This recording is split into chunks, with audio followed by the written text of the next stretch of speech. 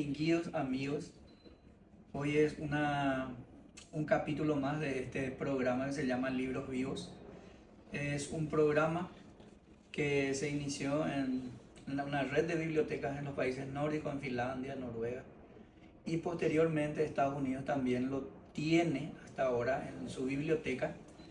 Y como Estados Unidos tiene recursos, generalmente los técnicos van a otros países y le eligen a escritores, a intelectuales, a políticos para que guarden su voz, su imagen.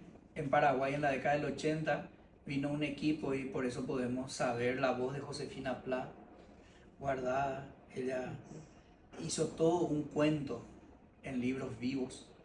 Y nosotros lo adoptamos el año pasado y pasaron por aquí escritores, antropólogos, personas que escribieron alguna vez un libro sin ser escritor, líderes, todo tipo de personas. Y hoy nos acompaña una persona de mucho cariño para mí y de mucho afecto, el Armando Vicente Espínola Wiesel, que aparte de ser un político muy bueno, viene de una familia muy buena, paraguaya. Su padre fue héroe de la guerra del Chaco y también fue un constructor de la sociedad. Su padre fue un forjador de la sociedad paraguaya, al igual que su madre, la artista Elsa Wiesel, que aparte de ser poeta fue una de las mejores escritoras que tuvo nuestro país y una de las intelectuales mejor formadas, porque ella ya estuvo en la universidad con María Luisa Artecona de Thompson y lideraba el ambiente intelectual del Paraguay. Bajo ese panorama creció nuestro amigo Armando con sus hermanos queridos, pero aparte de eso yo vi, siendo joven, la actuación de Armando como político. También él nos va a contar otras facetas de él, porque todo esto nosotros debemos guardar para poder preservar cómo se vivió en una época en este país y para que en el futuro siempre se puedan estimar los trabajos, porque este es un trabajo sociológico, porque nosotros debemos saber cómo actuaron nuestros políticos, cómo actuaron nuestros líderes, cómo estuvieron, bajo qué estamento y qué hicieron. Por eso la palabra de fuente primaria, como ese testimonio, son este tipo de diálogos, de reflexión que tienen las bibliotecas a nivel mundial.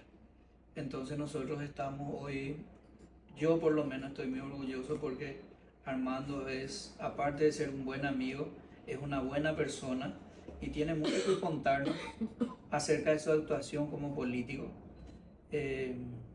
y también sobre su vida, porque queremos saber, yo creo que es la primera vez que viene un político, ¿verdad? Es la primera vez. Y para mí es un orgullo porque así puede ser ejemplo de otros que vengan a contar. Gracias Armando por ser pionero, el primer político que viene. Tenemos más de 30 invitados, Sí, y ahora soy el primer político. Gracias, porque nosotros queremos crear ese vínculo, porque esto es Biblioteca del Congreso, es un brazo intelectual de los congresistas y está también al mismo tiempo al servicio de la ciudadanía. Nuestra temática es escucharle a nuestro invitado y después al último hacerle todas las preguntas que queramos hacer. Muchas gracias Armando por tu presencia. Muchas gracias José, realmente me siento aquí en mi casa. En mi casa primero porque fui 15 años senador, 10 años líder de mi bancada del Partido Liberal, fui vicepresidente del Senado y sobre todo porque está José acá, que es una persona a quien aprecio muchísimo y admiro muchísimo, un trabajador incansable de la cultura, un referente, y para mí que esté a cargo de la Biblioteca del Congreso una persona como él es muy auspicioso. Quiere decir que se estamos poniendo la vara bien alta en el Congreso Nacional. Bueno, yo quería reflexionar un poco con ustedes. Elegí en un momento un título para esta charla que básicamente era buscar las respuestas a las preguntas que nos hacemos todos los seres humanos. ¿Quién soy? ¿Dónde estoy? ¿De dónde vengo? ¿A dónde voy? Y este ser humano que está con ustedes hoy es un paraguayo. Un paraguayo, y quiero hablar de el paraguayo. El paraguayo, independientemente de las cuestiones de género, el paraguayo es parte de una nación. Existe la identidad nacional paraguaya. A diferencia de otros lugares, tenemos dos factores extraordinarios que nos hacen una nación realmente. El idioma que nos une, el idioma guaraní, el idioma español, un legado increíble que hemos recibido de los españoles, y nuestra mediterraneidad. Nuestra mediterraneidad nos nutrió de una identidad nacional y de un patriotismo, creo que del que tenemos que sentirnos orgullosos. Yo creo que alrededor del 80% de la población, quizás más, hablamos, algunos mal, otros bien, los dos idiomas, pero podemos comunicarnos en los dos idiomas. Y esto es algo que ningún otro país tiene, en el mundo quizás. Y también tenemos, lógico, como nuestra identidad nacional, una historia, tradiciones, culturas, costumbres que nos identifican y nos hacen diferentes. Existe la nación paraguaya y este idioma nuestro, el guaraní, siempre se cultivó como una lengua familiar, como la lengua más del afecto, digamos. Y la lengua más formal o comercial era el español. Nuestra historia fue transmitida entonces en español por los libros y las maestras. Hoy en día sí se enseña el idioma guaraní en las escuelas, pero era transmitida por un lado por la educación formal, que era en español, y por otro lado por la transmisión que nos hacían nuestros padres, nuestros abuelos, en la intimidad de la casa sobre lo que constituía nuestras tradiciones, nuestra historia. Infortunadamente, por cosas del destino y que no son particularmente del Paraguay, cuando llegó la época de los totalitarismos, cuando llegó la época del militarismo en Paraguay, que comienza en 1936, se comenzó a distorsionar la historia paraguaya y a llenar de mentiras en un sentido o en otro por intereses políticos o intereses ideológicos. Y entonces comenzamos, y ahora yo veo, porque Viz tiene una hermana pequeña, veo lo que estudian en la escuela y es espantoso, se ha anulado el pensamiento crítico, no existe ninguna voluntad de investigación y de análisis, y se dan datos, informaciones que son completamente falsos, por supuesto con los pretextos totalmente falsos de fomentar el patriotismo, etcétera, etcétera. La mentira nunca fomenta el patriotismo, la mentira es la mentira y la verdad es la verdad. No se puede fomentar el patriotismo engañando a los niños sobre hechos históricos que son fácilmente comprobables. Paraguay tiene una historia gloriosa, una historia fantástica. Tuvimos una generación como la generación del Chaco que fue absolutamente extraordinaria. Pero yo veo que a veces en los libros, y acá enfoco algo que es muy importante, el papel de la educación, en los libros de historia que se reparte hoy en día, una costumbre que comenzó con el militarismo y que yo también la sufrí, de elevar a héroes máximos de la República, no a figuras culturales, científicas, artistas, escritores, sino siempre a militares, o a un militar, que fue el más desafortunado de todos, el que perdió una guerra y llevó al país a la ruina, resulta que es el mayor héroe en según lo que hemos aprendido. Antes había debate, sí, lopismo, antilopismo, etcétera, pero había un espíritu crítico. Yo tengo mucho que decir a favor de López, pero también tengo mucho que decir en contra de él. Y la verdad objetiva es que no es el arquetipo que yo hubiera elegido para el mayor héroe nacional. Yo encuentro que hay figuras en todas las disciplinas que merecen ser recordadas con una avenida un poco más ancha que la que lleva hoy el nombre del mariscal. Y particularmente figuras en el mundo de la cultura y el arte. Bien, y entonces se nos fue moldeando, comenzando tal vez por mi generación, o un poco antes, se nos fue moldeando con esta idea que confunde patriotismo con nacionalismo, que se alimenta con leyendas como que el Paraguay tenía costa en el mar y le robaron. Es absurdo, es un disparate mayúsculo, pero se ha repetido tantas veces que hasta hoy nuestros niños escuchan semejante disparate.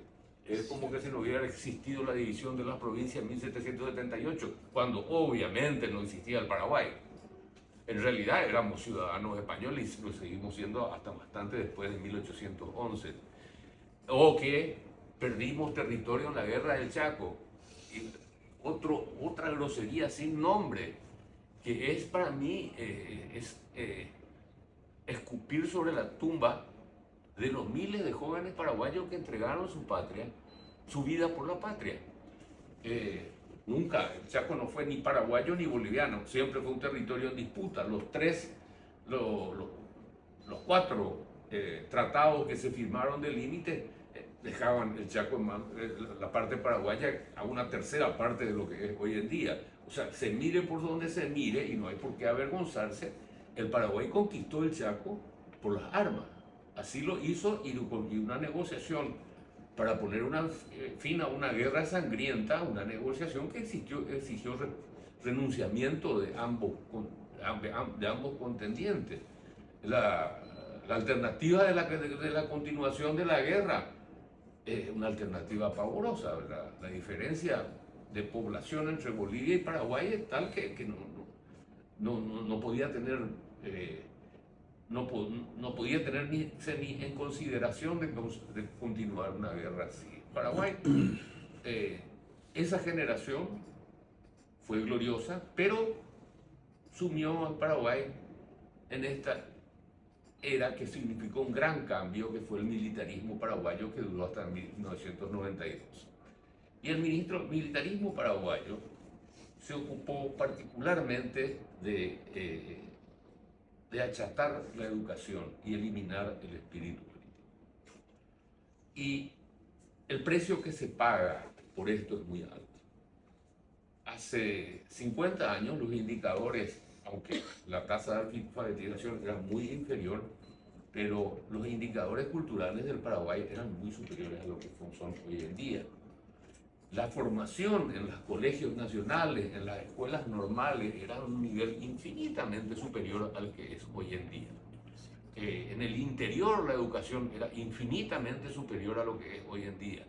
O sea, se acható tanto la educación formal que hoy estamos en una coyuntura, respondiendo a la pregunta ¿dónde estamos? En una coyuntura en que si seguimos este camino, vamos a malbaratar nuestro bono demográfico y vamos a vivir en un país de ignorantes y corruptos, porque lo que se fomentó es la cultura de la corrupción. Y aquí hay que diferenciar muy bien, porque dice Paraguay es uno de los países más corruptos del mundo. Mentira, no es así. Los trabajos serios, como el trabajo del Banco Mundial, mejores gastos para mejores vidas, un estudio exhaustivo, excelente, que la verdad es que tendría que estar en la biblioteca, sí, indica que la tasa de desvíos, o sea, analiza todas las adquisiciones, todos los contratos, lo que se llama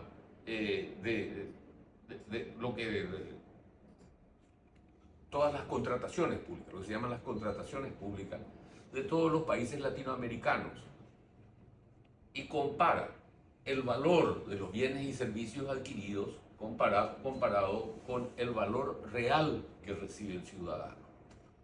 Y lo que falta es la corrupción. Ese es el precio de la corrupción.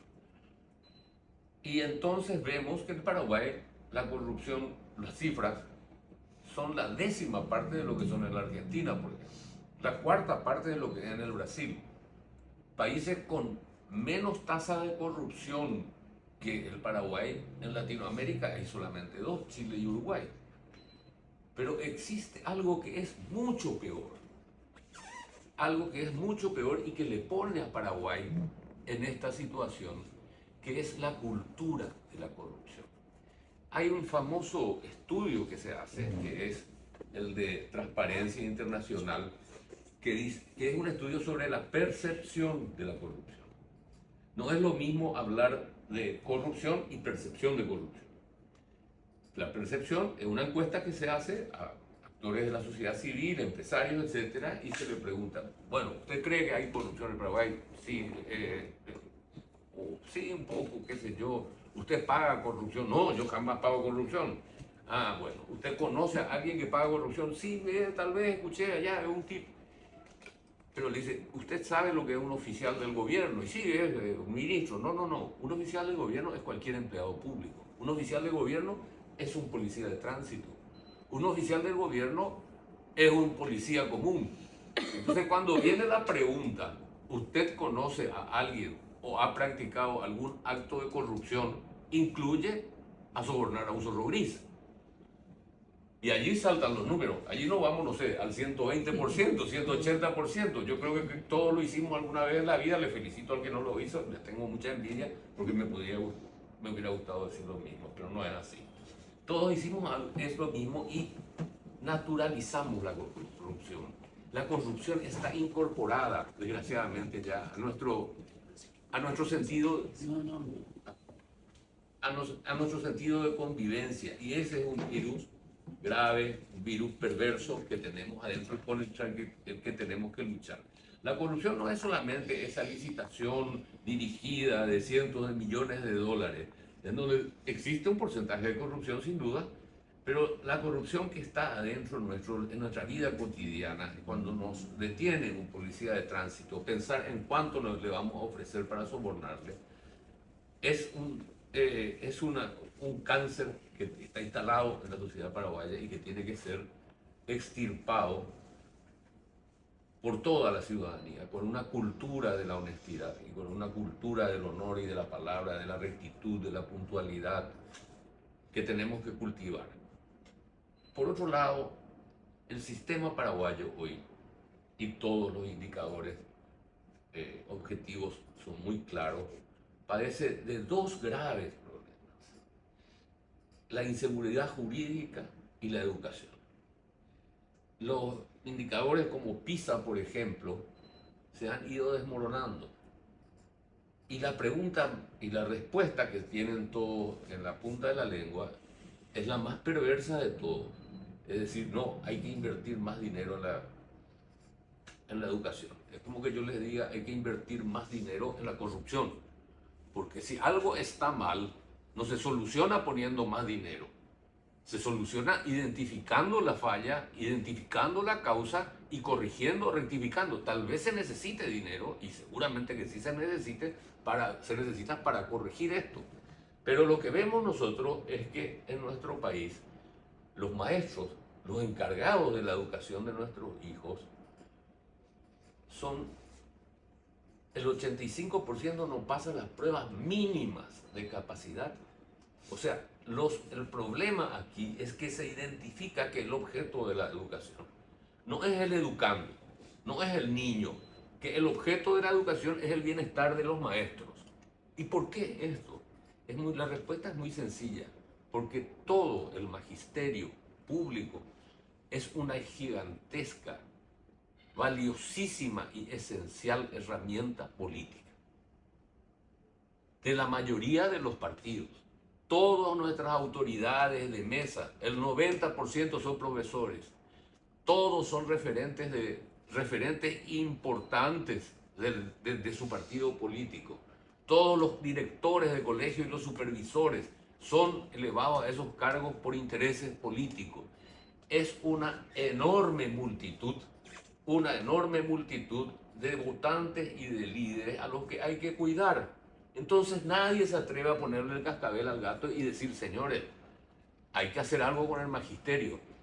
Vamos a estimular que suba, que se capaciten, que estudien. Y al contrario, cada vez que se propone, vamos a otorgar un aumento a los maestros que aprueben. Esto, por supuesto, jamás pasa por el Congreso porque todos saben que los sindicatos de los maestros son una herramienta política a la que no pueden renunciar los políticos. Entonces, este primer desafío es aumentar la capacitación para los profesores, para las profesoras. La educación, así como va, con esa curva descendente en calidad, aunque hayamos tenido en cantidad 2.300% se aumentó en la época democrática el presupuesto de educación y los resultados son cada vez más catastróficos, lo que demuestra palmariamente que poner dinero sobre el problema de la educación es aumentar el problema, es fomentar el problema, no es estimular una solución. Hay que poner dinero, pero para premiar a los mejores, para lograr que los más capaces entre los maestros sean los que reciban las mejores bonificaciones y que de a poco la gente que tiene la capacidad y tiene el deseo de mejorar sea la que se dedique a esta tarea tan importante que es la enseñanza. Y la segunda, la educación y la segunda cuestión, que es la de la inseguridad jurídica, es también algo que tenemos que enfrentar con mucha decisión.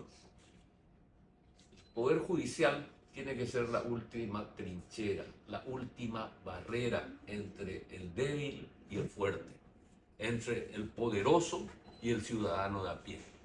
Aquí es donde tiene que haber un muro infranqueable que defienda a los más débiles, a los más necesitados, de los más fuertes y de los más poderosos. Pero este muro en el Paraguay no existe. Este muro está lleno de agujeros y el indefenso no tiene cómo enfrentar a los verdaderos poderes, sea el Estado, las grandes corporaciones, los individuos mismos, que hay muchos individuos muy ricos y grupos económicos demasiado poderosos que la única forma de garantizar es el Poder Judicial, que el individuo, el ciudadano de a pie tenga cierta protección. Y aquí, en la constituyente, que también fui constituyente, diseñamos un sistema que fue fallido. Yo participé de la designación de la primera Corte Suprema de Justicia en nuestro país y con esta constitución. Y después participé también, desgraciadamente, de 4 reestructuraciones de la Corte, alguna con la destitución de todos los ministros. Yo les aseguro que cada vez que cambiamos la Corte fue para peor. Siempre fue para peor y siempre fue para mucho peor. Y quizás esa primera Corte Suprema de Justicia, si la hubiéramos mantenido, hubiéramos tenido otra justicia hoy en el Paraguay. Pero cada vez que se cambió para peor. Y allí tiene que haber, hay una explicación. Muchos creen y dicen, el Poder Judicial está manejado por los políticos. Por favor, el Poder Judicial está manejado por la plata. ¿Qué le importa? ¿Acaso ellos le van a convidar a un político? Si una vez que son designados, ellos ya son inamovibles. ¿Por qué le van a dar plata a un político? ¿O por qué le van a hacer favores a un político? Si le hacen favores es porque le dan plata. O sea que lo que gobierna el Poder Judicial es la plata. La inamovilidad de los jueces se convirtió en un arma para que la sociedad cometa un suicidio. Pensamos nosotros que la inamovilidad les iba a dar un sentido de independencia que todos deseábamos para el Poder Judicial, que le fortalecería individualmente, institucionalmente. Y en realidad lo que le fortaleció fue individualmente a los magistrados. Y el jurado de enjuiciamiento de magistrados, todos dicen, sí, pero allí hay políticos. Sí, hay un representante de cada cámara. Y los otros 4 miembros, ¿quién los designa? La Universidad Nacional, la Universidad Católica, la Corte Suprema de Justicia. Entonces, el jurado de enjuiciamiento de magistrados tampoco es una herramienta que dependa del poder político, ni mucho menos. Depende más que nada del presidente de la República. Que sí, es un poder político, pero en realidad la figura presidencial es una figura individual que se tiene que identificar con un partido político. En el Paraguay por lo menos ha funcionado siempre así. Y el poder que tiene el presidente en este sentido es muy grande, porque él designa también representantes en el Consejo de la Magistratura y en el Jurado de Enjuiciamiento. Y imagínese, el representante, no sé, de la Universidad Nacional, que suponemos que debiera haber sido independiente, no va a votar en contra de los deseos del que le tiene que pasar la partida presupuestaria, el dinero para seguir funcionando. No se va a enfrentar al Poder Ejecutivo. Entonces, esta debilidad que tenemos que replantear. Desgraciadamente es muy posible, porque pensar que milagrosamente van a descender ángeles del cielo, completamente puros, que van a sanear el sistema, no es muy realista. Y en un cambio constitucional. Entonces, el Paraguay tiene una tradición, una historia riquísima, un idioma fantástico que nos une. Una historia de la que tenemos que sentirnos orgullosos. El Paraguay es fruto del mestizaje. Somos mestizos y orgullosamente mestizos. Algunos más claritos, otros más bronceados, pero somos mestizos. Desde la época de la colonia se alentó el mestizaje. Somos parte, tuvimos un gobierno, fuimos parte del Reino de España, porque nunca fuimos colonia, fuimos parte del Reino de España, que cultivó fantásticamente y preservó fantásticamente nuestras tradiciones y nos nutrió y nos enriqueció de una forma increíble, como lo hicieron las misiones jesuitas, por ejemplo, que consiguieron un crecimiento y un desarrollo artístico, cultural. Por suerte que nos colonizó España. Imagínense si nos colonizaban estos ingleses o que exterminaron a todas las razas aborígenes, en donde sea, no solo en Norteamérica, en Australia, en donde llegaron estos tipos, mataban a todos. Nosotros no, nosotros nos integramos, cultivamos el mestizaje y todos tendríamos que tener, y creo que tenemos, yo tengo certeza de que tengo sangre guaraní.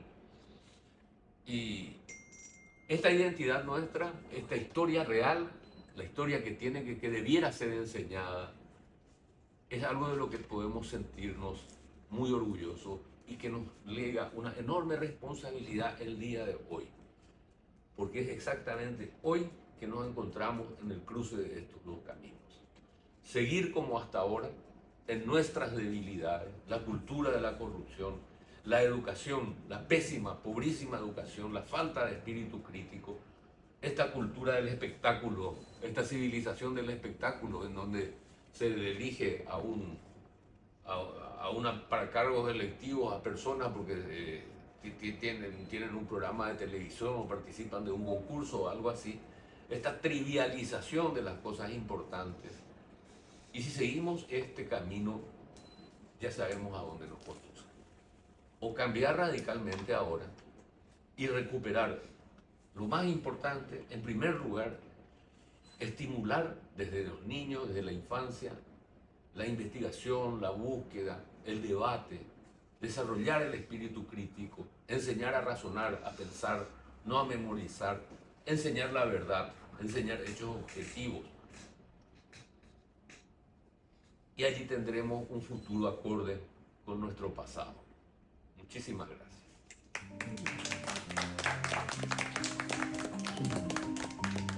Y queremos que vuelvas siempre, y no solamente para esto, sino para que estés siempre con nosotros, apoyándonos.